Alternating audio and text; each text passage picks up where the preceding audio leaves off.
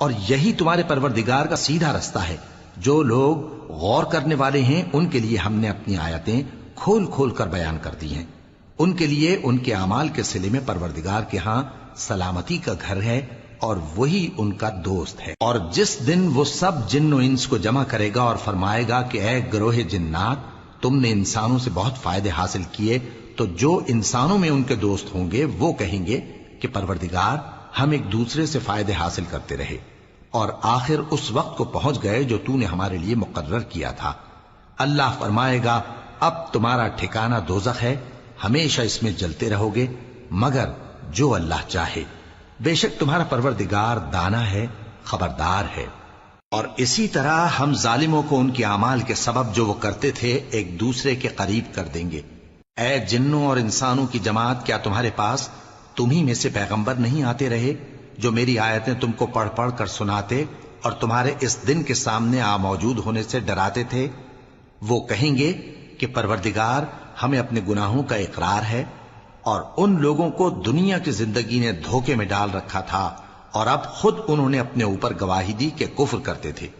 اے نبی، یہ جو پیغمبر آتے رہے اور کتابیں نازل ہوتی رہیں تو اس لیے کہ تمہارا پروردگار ایسا نہیں کہ بستیوں کو ظلم سے ہلاک کر دے اور وہاں کے رہنے والوں کو کچھ بھی خبر نہ ہو، اور سب لوگوں کے بلحاظ اعمال درجے مقرر ہیں، اور جو کام یہ لوگ کرتے ہیں اللہ ان سے بے خبر نہیں۔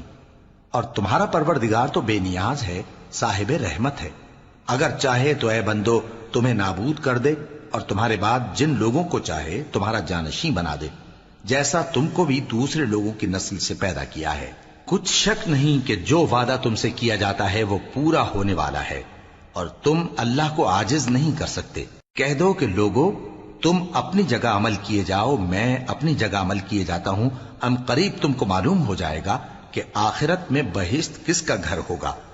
کچھ شک نہیں کہ مشرک کامیاب نہیں ہوں گے۔ اور یہ لوگ اللہ ہی کی پیدا کی ہوئی چیزوں یعنی کھیتی اور مویشیوں میں اللہ کا بھی ایک حصہ مقرر کرتے ہیں اور اپنے خیال باطل سے کہتے ہیں کہ یہ حصہ تو اللہ کا اور یہ ہمارے شریکوں یعنی بتوں کا۔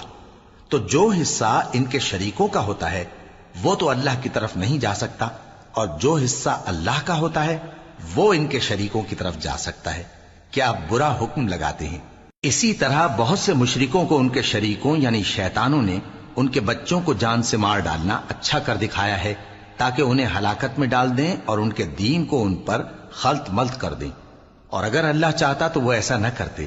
سو ان کو چھوڑ دو کہ وہ جانے اور ان کا جھوٹ۔ اور اپنے خیال سے یہ بھی کہتے ہیں کہ یہ مویشی اور کھیتی منع ہے، اسے اس شخص کے سوا جسے ہم چاہیں کوئی نہ کھائے، اور بعض مویشی ایسے ہیں کہ ان کی پیٹھ پر چڑھنا منع کر دیا گیا ہے، اور بعض مویشی ایسے ہیں جن پر ذبح کرتے وقت اللہ کا نام نہیں لیتے۔ یہ سب اللہ پر جھوٹ ہے، وہ ان قریب ان کو ان کے جھوٹ کا بدلہ دے گا۔